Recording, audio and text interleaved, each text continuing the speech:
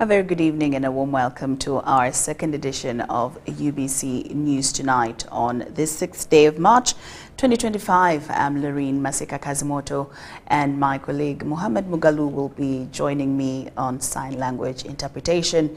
And we start off with our first headlining story this evening. President Yoweri Kaguta Museveni has described his long-time friend, lawyer and politician, the late Eria Kategaya, as an intelligent man who practiced politics with a clear vision. President Museveni shared that he had known Kategaya for 73 years from their time together in primary school to their collaboration in the struggles of the NRA.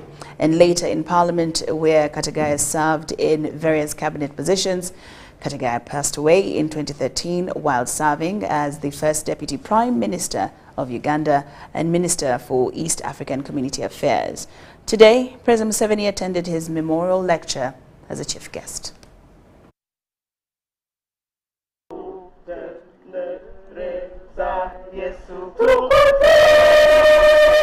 The family members and friends of the late Eria Kategaya gathered at Kololo Ceremonial Grounds in Kampala to attend the memorial lecture and celebrate the life of the late Ugandan politician.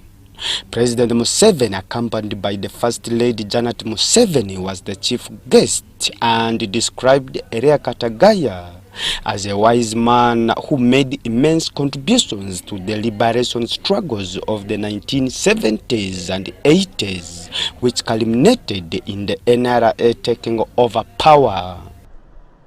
And they were really doing bad things, damaging property, attacking people, abusing people, dividing people. Insecurity in places like Uganda, you would get coffee being cut at night by rivals. They come and cut somebody's garden.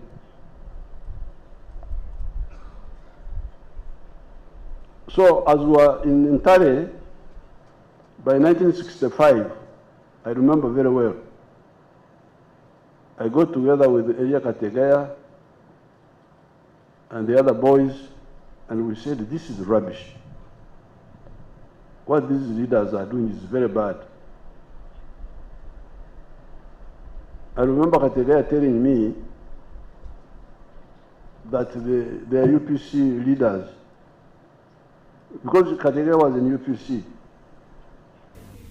Kategaya served in numerous cabinet roles before becoming the first Deputy Prime Minister and Minister for East African Community Affairs under President Museveni's government, a role that Museveni commended him for.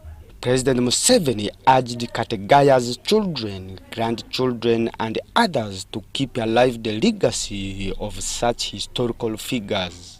All these children plus the other children like Alupo and Tayewa, that group, coming in and understanding what we the elders did, I feel very happy, because that's how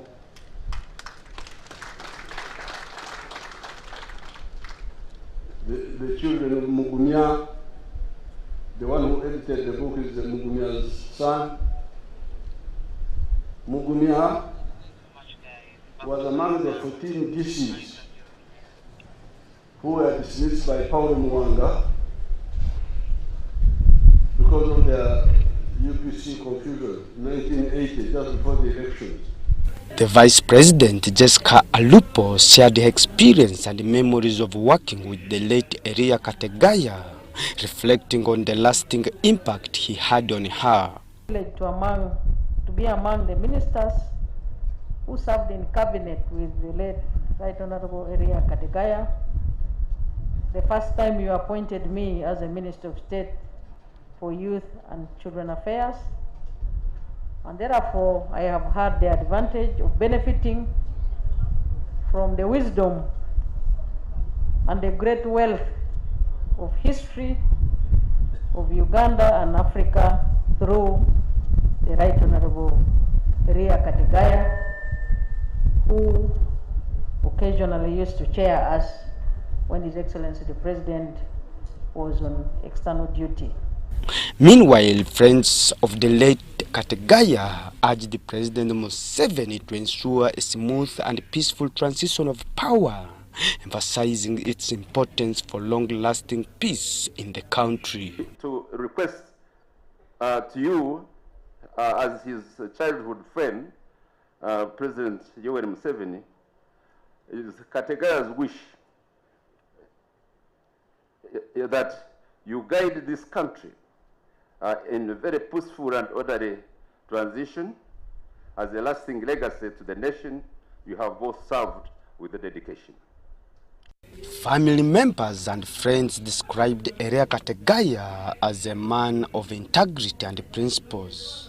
They also commended President Museveni and his government for their continued support to Kategaya's family, even after his passing. I'd like to begin by expressing my heartfelt gratitude to His Excellency Yoweri Kaguta Museveni and his dearest wife, Mama Janet Museveni. Thank you so much for your unwavering support through the... One thing I remember about Honorable Kategaya, he was a family man who took care of even us who were not his biological children. He supported everyone who was part of the party. Of course, as I said that he was my in-law, of course we benefited much from him. One, our family got a high profile. My late dad, you had when they were calling the UPM grandchildren, children, and directly my dad was in UPM. So that qualification alone, if I'm to be remembered for that, it was courtesy of him. Philippa Gutta for UBC News in Kampala.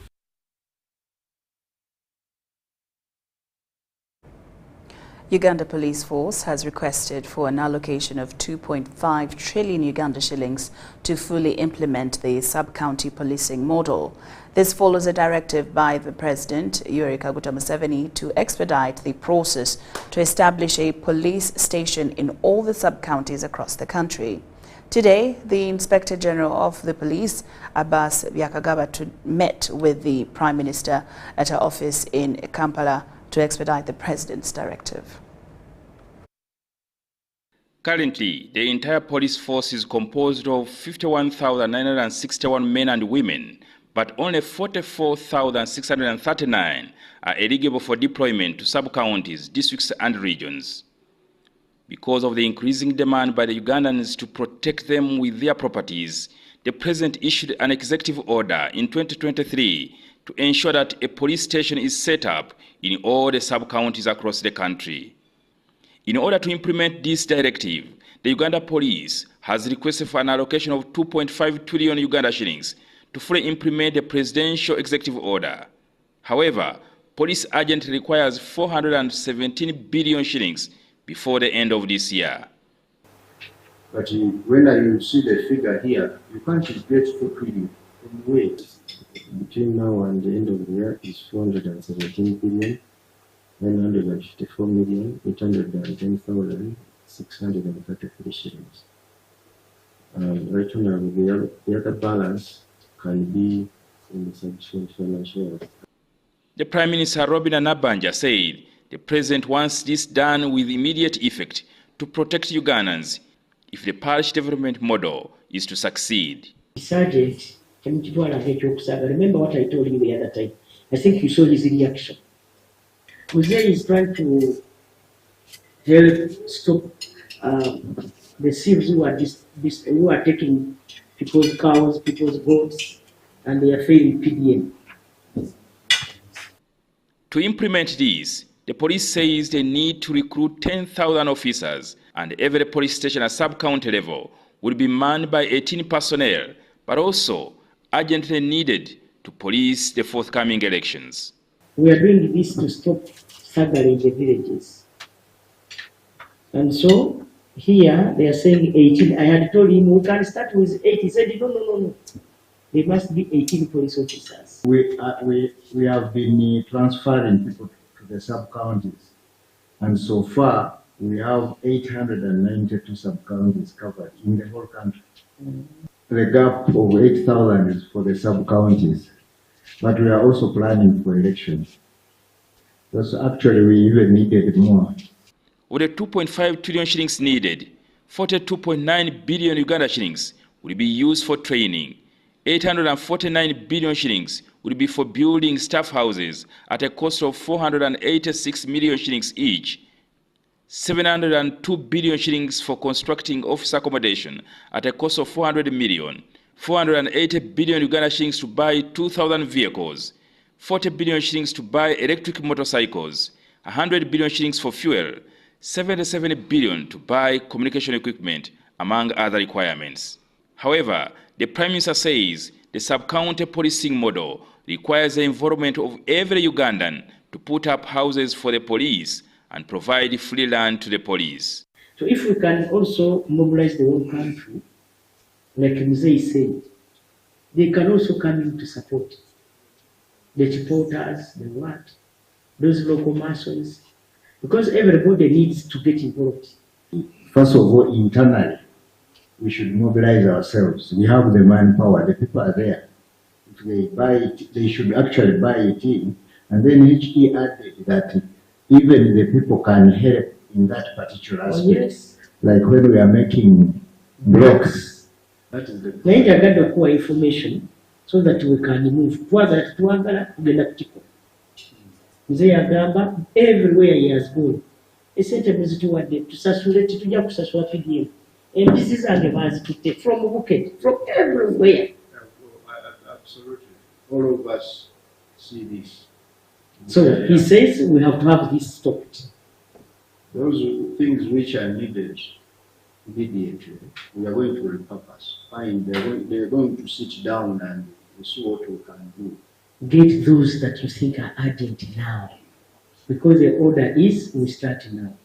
He looks at this as urgent.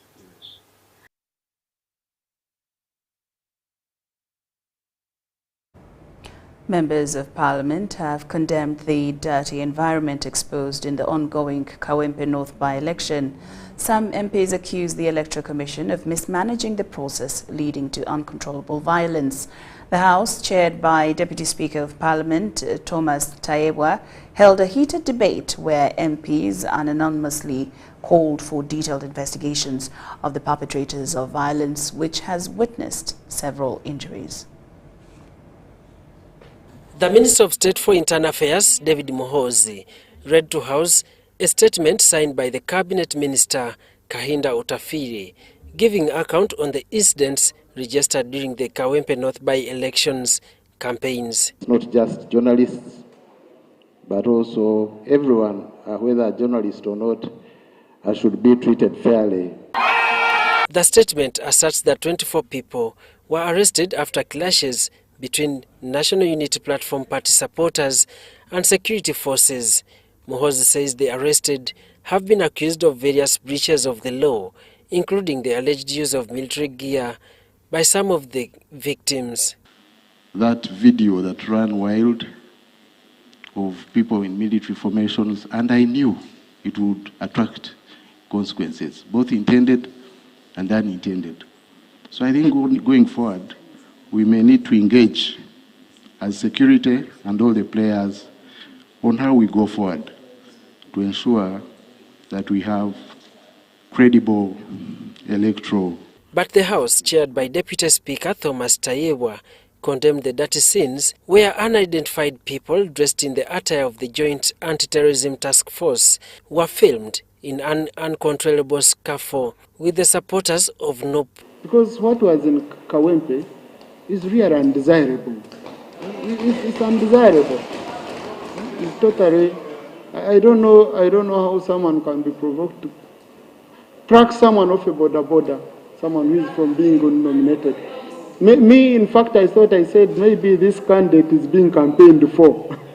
Right Honorable Speaker, I want to thank you for giving room to debate this particular issue. This morning I was on talk show. Literally, NRM, if it will ever get any votes in Kawempe, I want to tell you, skeletal, the community is bleeding. If you are not criminals, why are you covering your faces? Why don't you want to be seen by the Ugandans? The anger influenced the heated debate as some MPs accused the Electoral Commission of sleeping on the job. They have the right to protect that candidate and ensure that whatever happens, happens within the law. You only request security to protect the process. Now the way things are being done, in broad daylight, it's not at night. All of us have got to stand together to condemn the actions. We have many questions to ask the Electoral Commission. Unfortunately, the Electoral Commission is not here. You talk about police, we talk about army, but the right party to be in charge of the situation we are talking about in Kawempe is the Electoral Commission. The Deputy Speaker of Parliament warned the MPs over misusing the procedure of arresting an MP in disguise of having immunity. Please get me clearly, because you are going to be a member of Parliament, we can also be thieves, by the way. So you go to rob someone's home, and when they come to arrest you, you say, no, you first go to the Speaker to get permission to arrest me. So there are incidences when you are taken right away. Minister David Muhoozi assured the House that the injured victims during the scuffle are to be compensated accordingly. So I think it's good to have this engagement, but follow up with it with a more concrete engagement between security, but also the EC, around the EC, and all the players to talk about and find solutions to these issues. Daniel Mugoya, Gloria Guitabinji, UBC News. Now, as the world gears up to celebrate International Women's Day, Uganda Prison Service has extended a generous hand to Uganda Broadcasting Corporation with a donation of chairs. The initiative not only strengthens collaboration between the two institutions, but also highlights Uganda Prison's commitment to rehabilitation and women's empowerment. Take a look. In the spirit of giving and empowerment, Uganda Prison Service officially handed over a consignment of chairs to UBC TV.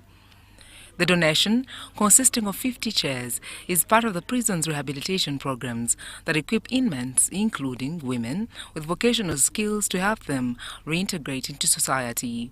The initiative is part of Uganda Prison's broader effort to empower inmates with practical skills in carpentry, tailoring, and other vocational trades. The donation also symbolizes the strong relationship between the two government institutions. Excited about the partnership with Uganda Prison Services, and here we are today with a new consignment of furniture, chairs, that is going to serve us for the long haul. Because as you know, Uganda Prison's furniture is very durable and affordable. So we want to give thanks to the management of Uganda Prisons for coming up with this initiative of making sure that prisoners do not only get locked up, but they get also skilled in various ways. And we pledge that going forward, we want to replace all the furniture that we have with durable furniture like this. And we do look forward to this partnership and urge all other ministries, agencies, departments, let's support our own. Buy Uganda, build Uganda. As Uganda joins the rest of the world in marking International Women's Day, initiatives like these highlight the importance of rehabilitation, empowerment, and skills development for all, including women behind bars. There are some ladies who participate, who help in the making of furniture, especially in the washing and varnishing, and then they also do crafts. There are crafts which are made out of wood. They do that. Then they also do tailoring. There is a very active, interesting workshop in the Luzira Women Prison and other prisons all over the country. They do handcrafts, weaving. There's a lot of weaving and other works. There's candle making. There's saloons. There's actually, the ladies are the biggest soap makers, liquid detergent makers. We make our own liquid detergent, and it is the ladies that make it for the entire service, year in, year out. The hope is that such programs will continue to create meaningful opportunities while benefiting the wider community. Sandra Kahundi, Robert Kitambwa, News Tonight. Now, the Embassy of Netherlands in Uganda, together with the High Commissioner of Kenya in Uganda, have launched the Violence Against Women campaign. The goal of this campaign is to emphasize the importance of male leadership, inclusion in advocating for gender equality. The event was held at a residence of the Netherlands ambassador in Kololo.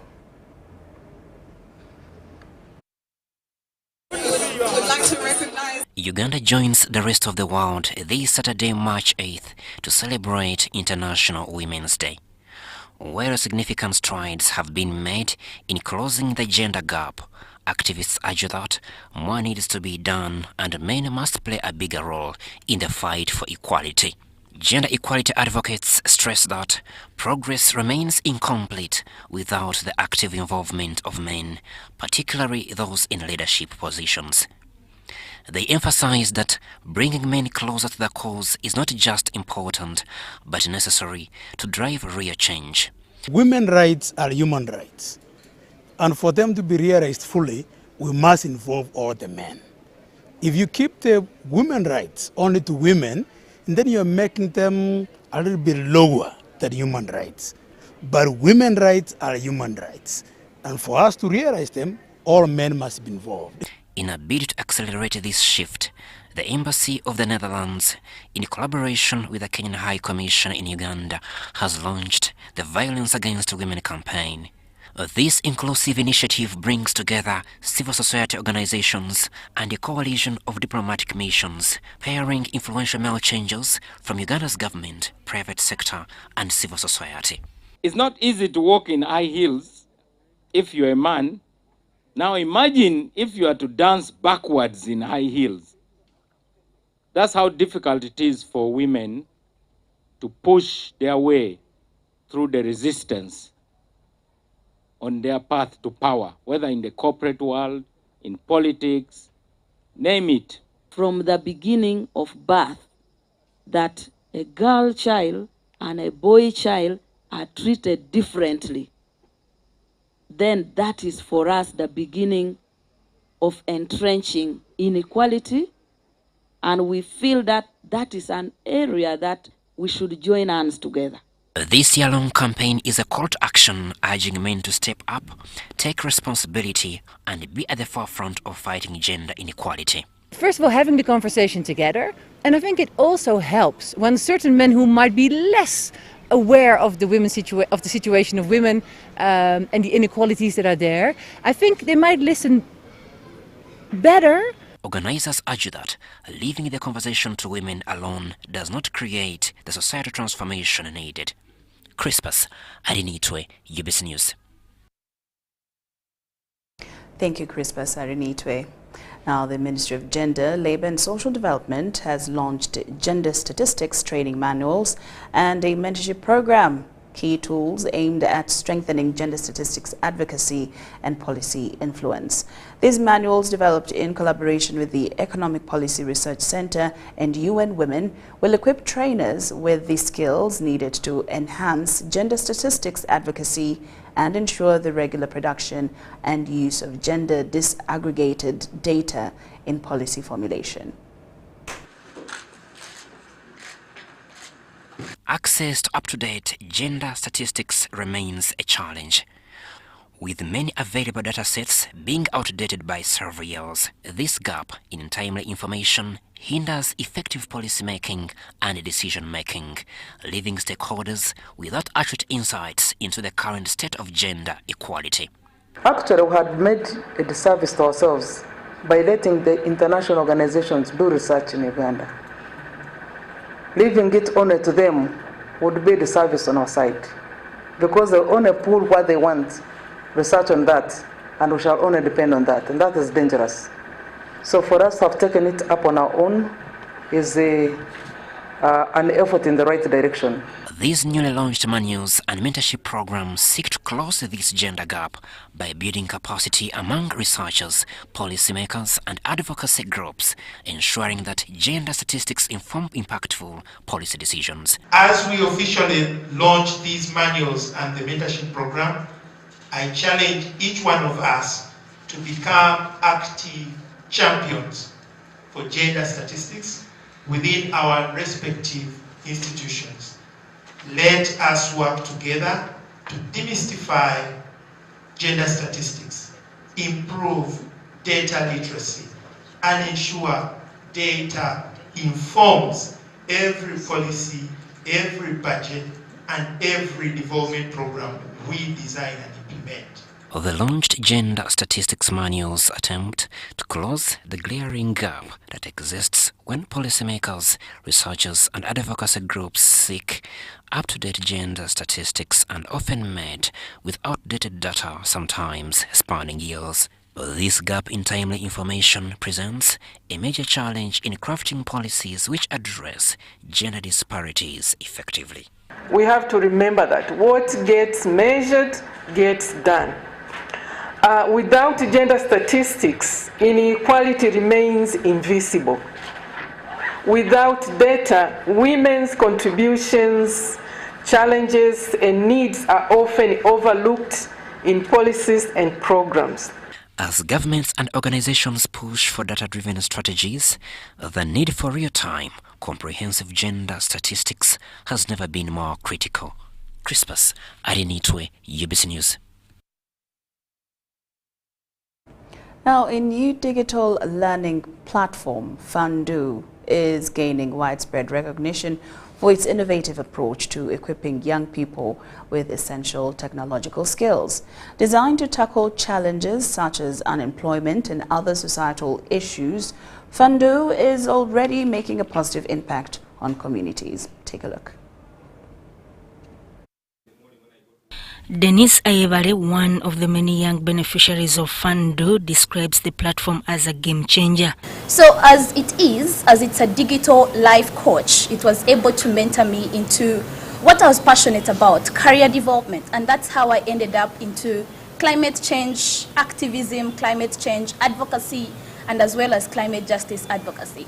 Susan Serumaga, a representative of UNICEF, says Fundu is proving to be a powerful tool in addressing youth unemployment. What does Fundu do? It gives the youth and young and children an opportunity to learn in their own environment. It is self-paced, it is digitized, and it can reach even far places. It's accessible through SMS, it's accessible through WhatsApp and all the social media channels that be, and it enables these young people to tap into those skills, learn at their own pace, learn with their team members, their fellow young people, to see that they acquire these skills. Their goal is to nurture young minds and provide them with relevant skills tailored to their needs and abilities. At UNICEF, we believe that once we are able to bridge into this market and empower the young people, who are the biggest percentage of this country, we are able to enable them stand on their own, solve problems in their communities,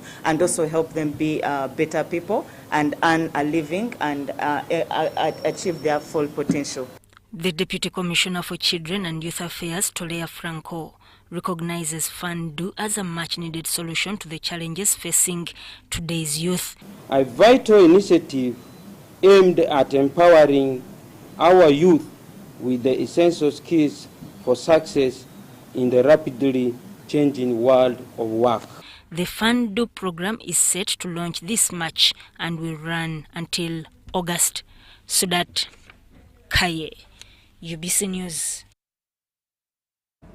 Now, the government of Uganda intends to enhance service delivery to the population through digital means, which have the advantage of bringing services closer to the people and increasing accountability. This was disclosed by Michael Ochero, the Assistant Commissioner for E-Services at the Ministry of ICT and National Guidance, during the Initiative for Social and Economic Rights multi-stakeholder meeting today in Kampala.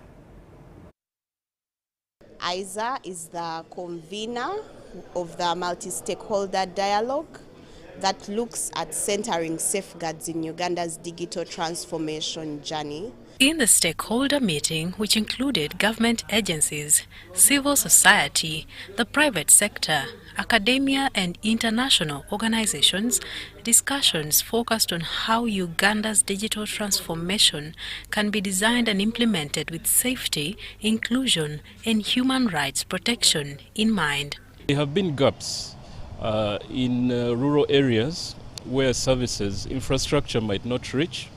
And that is an area where civil society plays a role.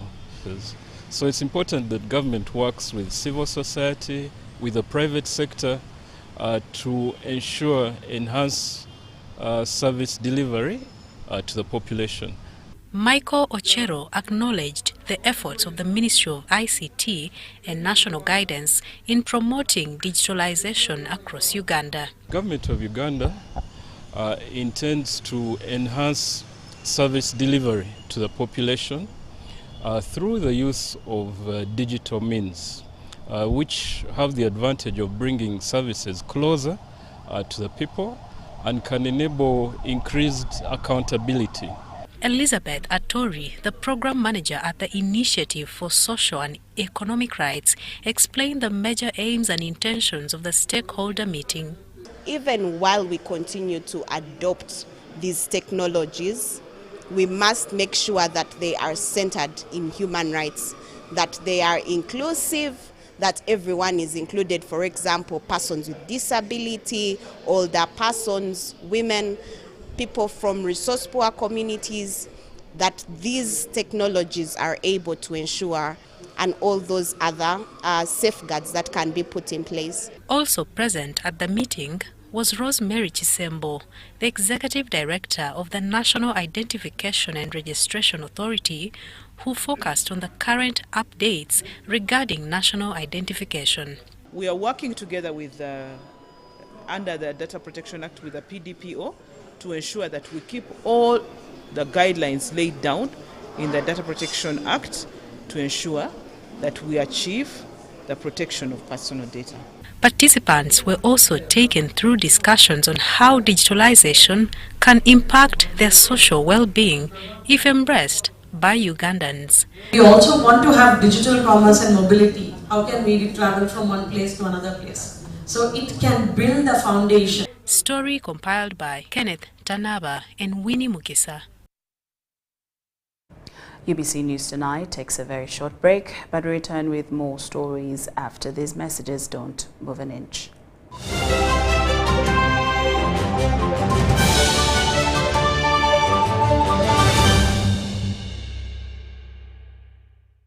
Here's your chance to win school fees for your child for a whole year. Just pay school fees using Momo.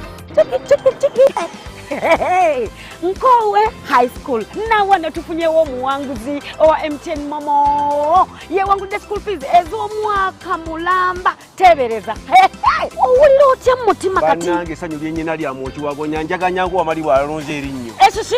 Njani awangula school fees. Eza Momo. Eza Momo. Ezo mwaka mulamba. Mwaka mulamba ndi musanyu. Oh my goodness. Banange MTN mwene yanza ne yanze. Wanje? Mwebale nnyo mwebali ddala. Kubiriza muzadde munange yonna joli. Wallahi sasulia school fees for Momo Pay. Dial *165 *80 hash. Select option 2 for school pay. Select option 1 to pay school fees. Enter the student number and amount and approve the transaction. You are now entered the draw to win school fees for your child for a whole year. A smile that is white, fresh and beautiful is a smile to be proud of. Discover new Colgate White and Fresh for the whole family with high quality and an incredible price.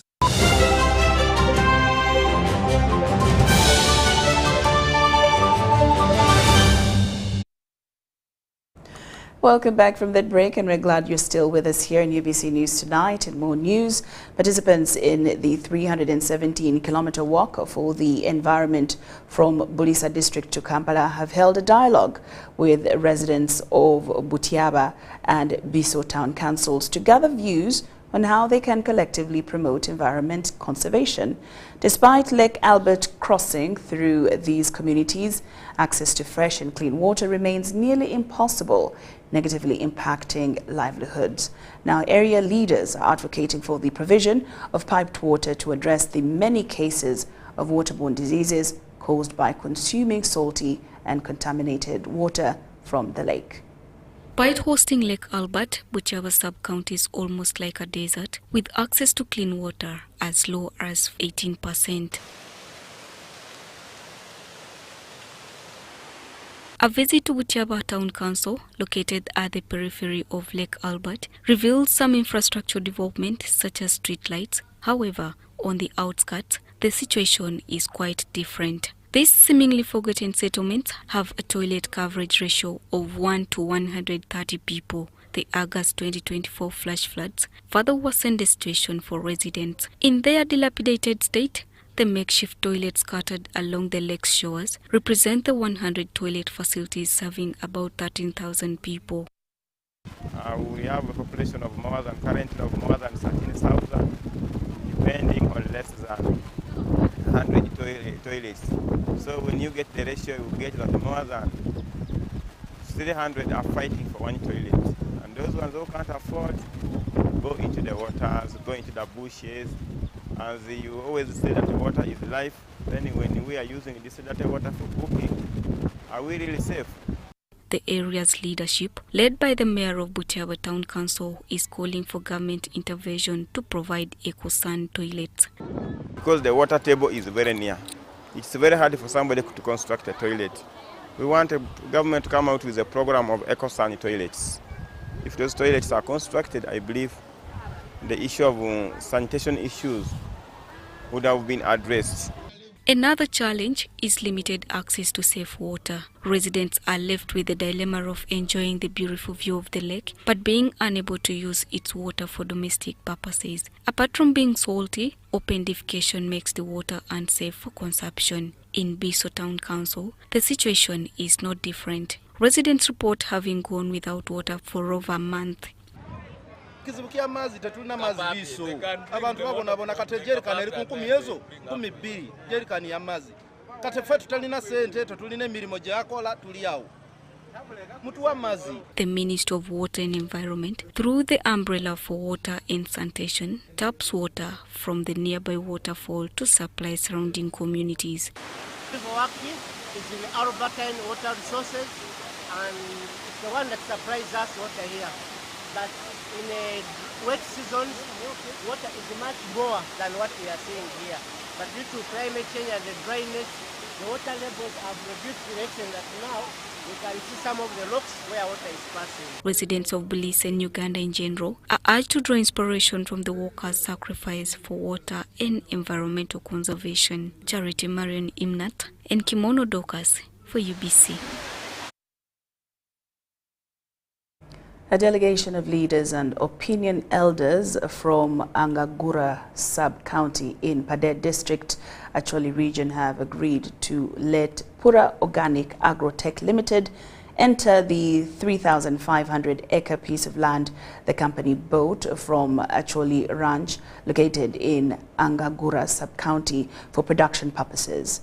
Now, the acceptance follows a dialogue meeting between the company's top management and the leaders' delegation held at Pura Organic Agrotech Limited offices in Namansa village in Nakasongola district. Now, in the meeting, the company's MD, Ramesh Babu, pledged to have a peaceful coexistence between the company and the people who were originally settled on the land by the time the company bought it in 2023 for a 5-year lease. The Angagura LC3 chairman Okelo Fred Stephen says that their main concern in not welcoming Pura Organic Agrotech Limited, who want to establish a cassava farm along with a cassava value addition factory in Angagura village, Angagura sub-county in Padero district, has been the safety of tenure for the local residents who will be affected by the project implementation. We don't have any problem with Pura. Our problem is with Padero, which is excluding what? Pura Organic. With what we have seen today, we are moving back home. As we move back home, we shall have a brief meeting at home. Then we shall decide what we are going to do. And then from there, you will receive our communications. He reveals that there are conflicts regarding the sharing of the 365.5 million Uganda shillings the company paid to Padero District local government in December 2023 in land premium and ground rent fees should not hamper the project implementation process. Padero District RDC Asimwe Amos also says that the project should be started immediately to offer employment to the local people in Padero District. I think now you have used your eyes. You have seen what happened here. So I hope when you go back for another meeting, I think we shall sit down and write a letter to call him to come and enter. That is my pledge. Yeah. Because time is going. Pura Organic Agrotech Limited chairman Ramesh Babu says that he prefers to invest in an area whose people are welcoming. It took 1 year. Now the new RDC and LC3, they are all convinced that this project is good for the area, so they are telling to come. So if they want me to come, I am good to come. Otherwise, I invested more than 1.5 million in the process of getting this land. Ramesh Babu promises Angagura sub-county people a market and good price for their cassava and corporate social responsibility activities, along with the community outreaches in agriculture and medical fields. In 2023, the leadership of Angagura village and the local citizens protested and prevented the groundbreaking ceremony for the launching of Pura Organic Agrotech Limited cassava farm and factory in their area. The local people occupying some of the land in question did not want the project to start, thinking it was going to negatively affect their tenancy on the leased land. Cassava flour, cassava starch, and tapioca powders are some of the products that Pro Organic Agrotech Limited produces out of cassava. Crispus Arinitwe, Vincent Wamundu, UBC News. The Commissioner in charge of compensation at the Ministry of Public Service, Bua Victor Leku, has revealed that government requires 1.5 trillion shillings to pay pensioners, a significant increase from 450 billion shillings 7 years ago due to the rising number of retirees. Speaking at a joint consultative workshop on the Public Service Pension Fund Bill in Kampala, Leku emphasized the urgent need for proper funding.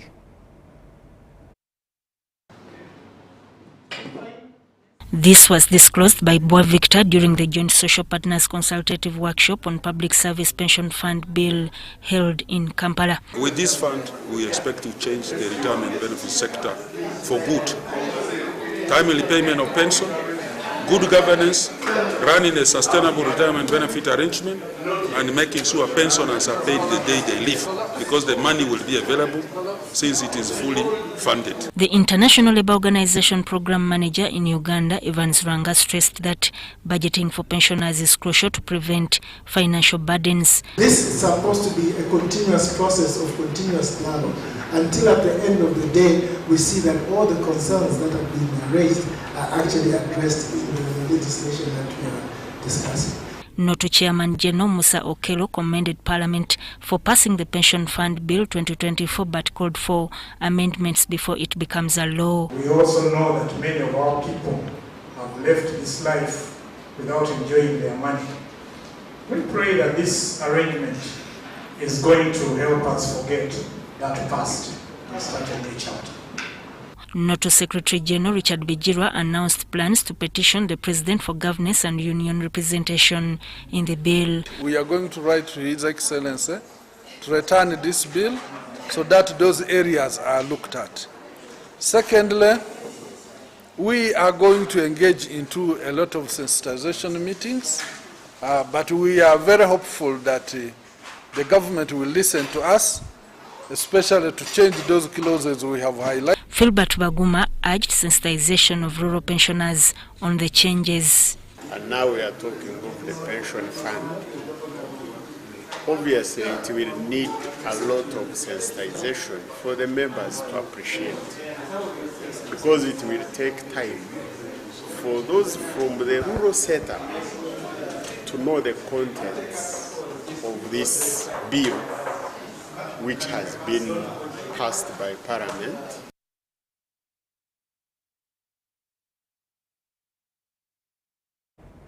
UBC News Tonight. Now, key players in Uganda's economy have advanced the issue of women empowerment as a driver to national development. So as Uganda prepares to commemorate International Women's Day on March 8th under the theme Accelerate Action for Gender Equality, chief executives say a skilled woman consolidates women empowerment.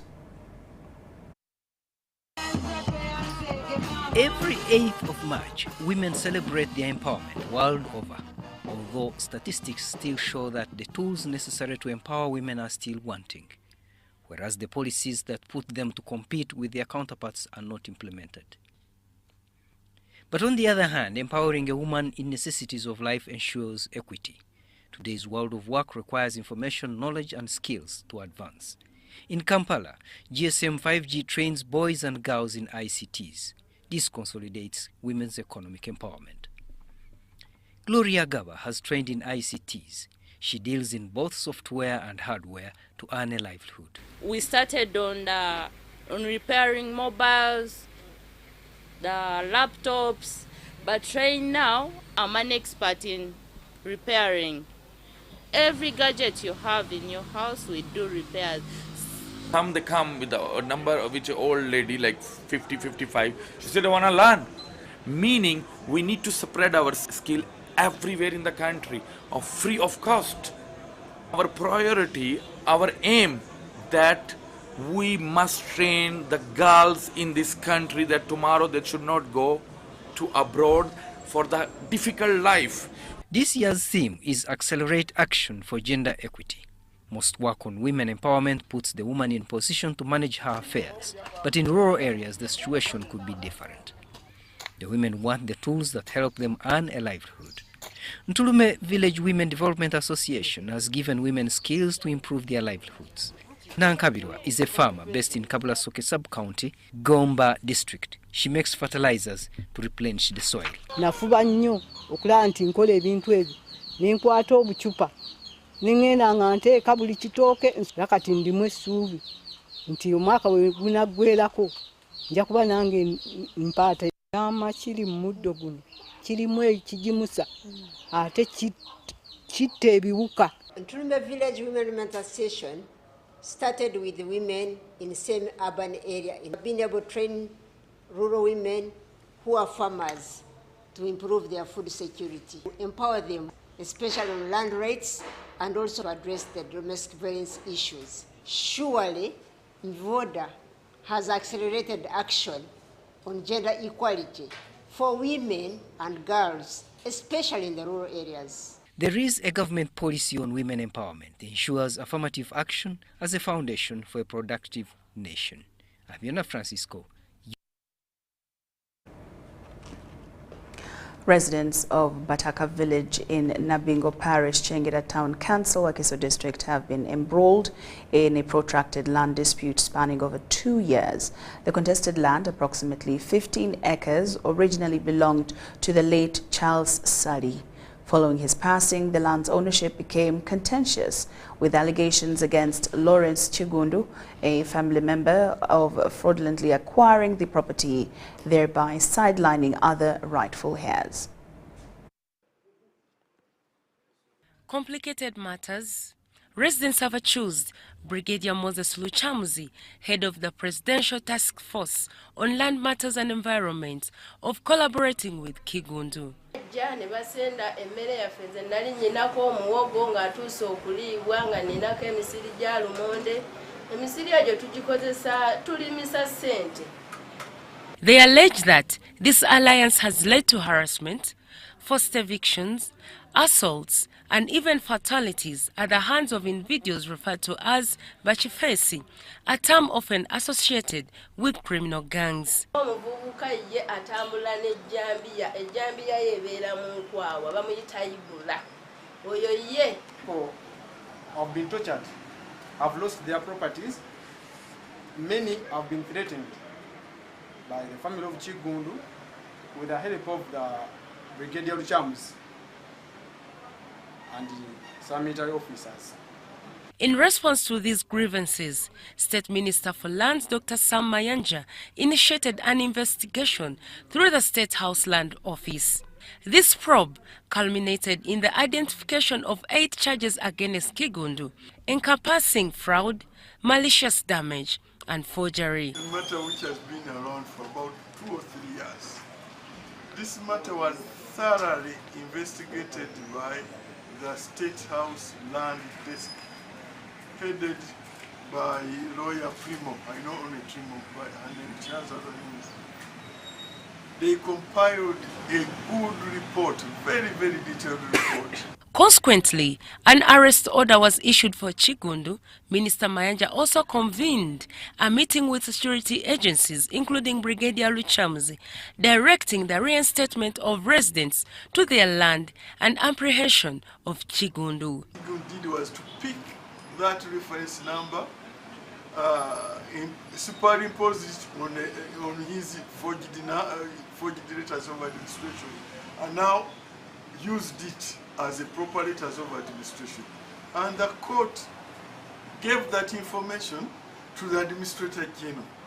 And the Administrator General directed that this man Kigundu be arrested and charged in accordance with our law. However, residents claim these directives have not been executed, leaving them vulnerable to ongoing violence and property destruction. Frustrated by the lack of progress, residents led by village chairman Mugeran Sanja sought an audience with Minister Mayanja to express their plight.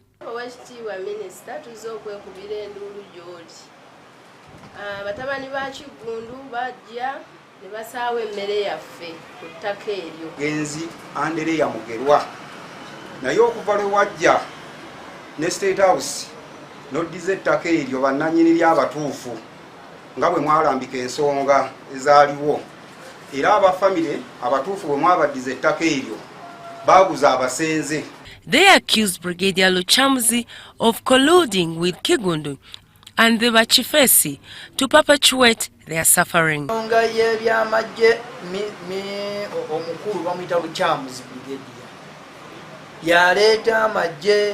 In response, Minister Mayanja assured them of his commitment to personally intervene and expedite a resolution to the dispute. I am the final authority on this matter. I am the minister in charge of lands. I am the Minister of State with a docket for lands. I am the final person on this. Of course, behind me and with authority is the Excellency the President. He's the one who gave me this portfolio. He gave me this docket, and I will execute it without fear of him. Helen Barbara and Jamil Sekaja for UBC TV News. Artificial intelligence is revolutionizing industries worldwide, and Uganda is no exception. Speaking at the 14th Annual Directors and Company Secretaries Conference held in Kampala, participants emphasized AI's role in driving innovation, enhancing efficiency, and improving service delivery across multiple sectors. Artificial intelligence is already making a significant impact in healthcare, agriculture, finance and education. Experts highlight its ability to assist in disease diagnosis, optimize farming techniques and streamline financial services. In situations that you are never in before, that is not you, but it's your picture, it's your voice, it's your face. So government needs laws. What I read in the European Union law is that even the manufacturer of the platform that the AI is in, if I'm in Uganda and I am aggrieved because they have misused my data, even that organization is responsible. However, corporate leaders stress the need for strategic AI integration that aligns with business goals while addressing ethical concerns. Responsible AI adoption is crucial to mitigating risks such as job displacement and data security breaches. Because if we do not, then we will be less competitive and our scale of reach will be smaller, and even the rate at which probably we can create those jobs will be not as good as if we decided to work together with AI and see how to improve ourselves. At the end of the day, AI is about looking at how we use all of our resources in a more efficient way, whether that be people, whether it be finances, technology, skills even. So in that sense, the organisations that already understand how their resources are Business executives are encouraged to embrace AI responsibly, ensuring that its implementation upholds ethical standards, regulatory compliance, and corporate governance principles. Despite its vast potential, AI adoption in Uganda still faces challenges including outdated policies, a lack of a clear regulatory framework, and the need for a workforce equipped with the relevant AI skills. Because the risks, if not well regulated, they can also be dire. And as such, having that regulation early enough, I think, is important, and we should not look at it negatively. As Uganda moves towards an AI-driven future, business leaders are calling for strong collaborations between the government, private sector, and academia. They emphasize that such partnerships are key to ensuring sustainable and responsible AI integration across industries. Story by Robert Katamba for UBC. Ambrose Okong, an aspiring candidate for chairperson of the MUBS Alumni Association, has called on all alumni to register and actively participate in the upcoming elections for the Makerere University Business School Alumni Association, scheduled for the 15th of this month. He made this appeal during a press conference held in Mbuya, where he officially declared his candidacy for the position of chairperson alongside other members. If you give us the mandate, we shall do the best that association has never had before. Now, we are going to dive deep into our agenda and more so the objective of what we are going to do when we are given mandate to run this association to a greater height and see that it is one of the vibrant associations in the institution of Makerere University Business School. Ladies and gentlemen, without further ado, let us go to our first point on the agenda.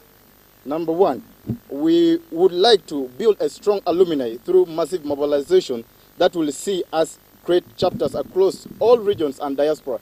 You find that MUBS Alumni Association is only at main campus, but we have different campuses, up-country campuses, where we need to create these associations, and also alumni can contribute to the development of these up-country campuses. We have a general cause. We are here for alumni, MUBS Alumni Association.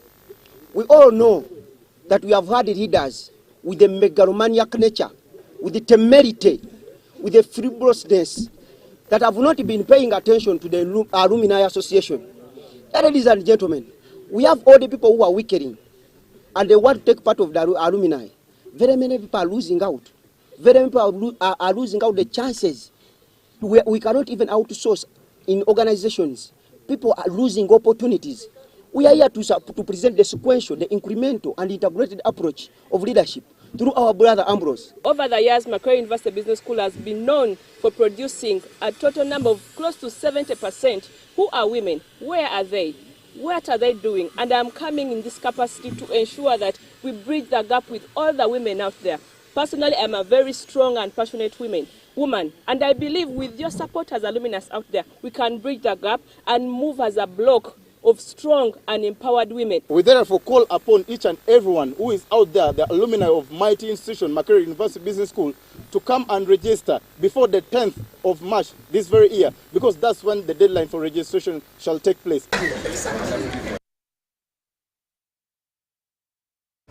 All right, now UBC News Tonight takes another short break. We'll return with business news. Your chance to remember an amount and approve the transaction. You will now enter the draw to win school fees for your child for a whole year.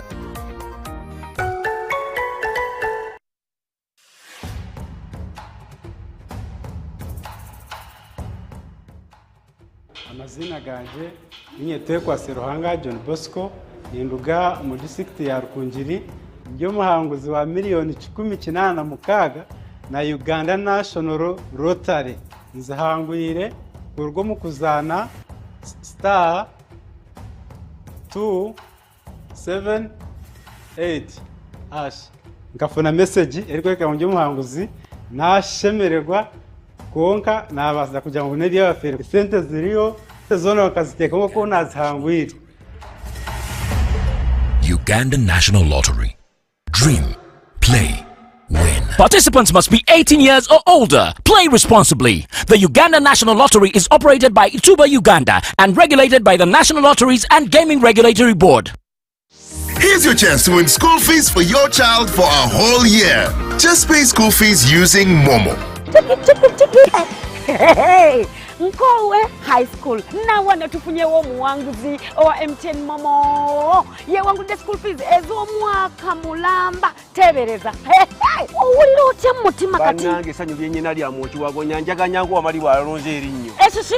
Njani awangula school fees. Eza Momo. Eza Momo. Ezo mwaka mulamba. Mwaka mulamba ndi musanyu. Oh my goodness. Banange MTN mwene yaza ne yaze. Wanji? Mwebale nnyo mwebalire ddala. Nkubiriza muzadde munange yonna gy'oli. Wallahi sasulia school fees for Momo Pay. Dial *165 *80 hash. Select option 2 for school pay. Select option 1 to pay school fees. Enter the student number and amount and approve the transaction. You will now enter the draw to win school fees for your child for a whole year. Alright, listen up. Politics is on a mission. It makes our gums happy and our teeth strong. See? We're moving forward and making changes. It's kind of a big thing. Colgate Herbal uses traditional nature's herbs and combines it with Colgate Science for healthy gums and strong teeth. And we'll leave no smile behind.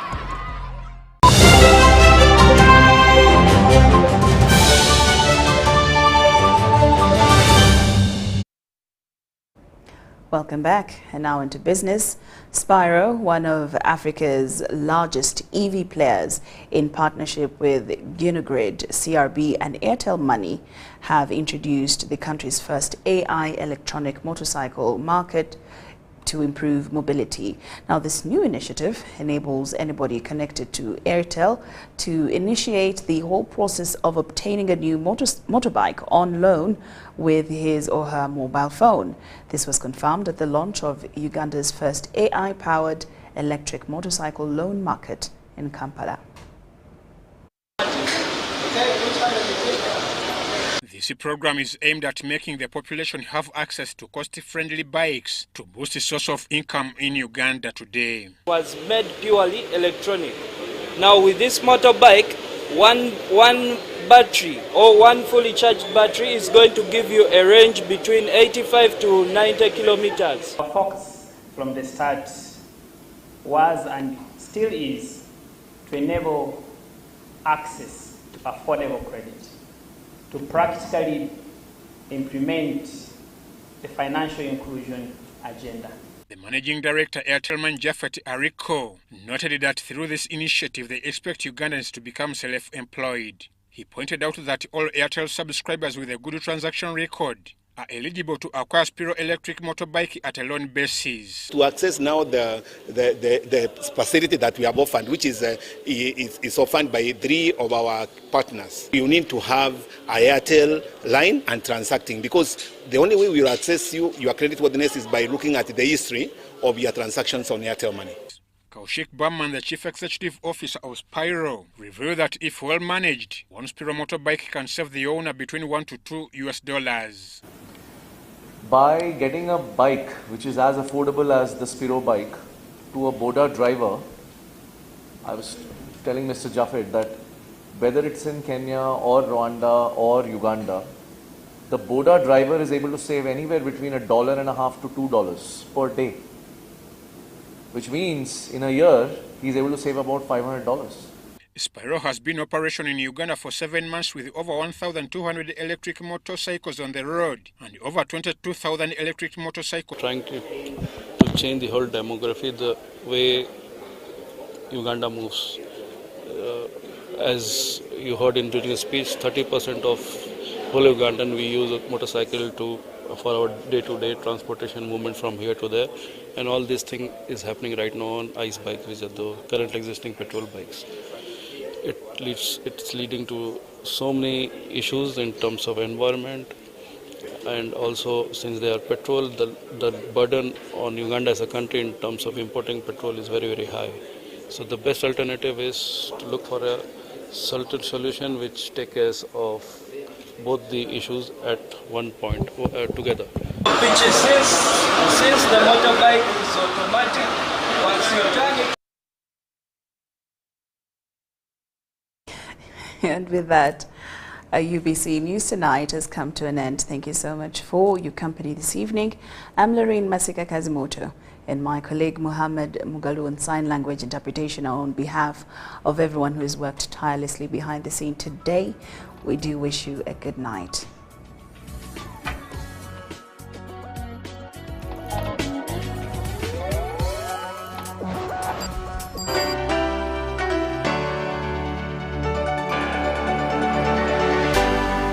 UBC, inspiring Uganda.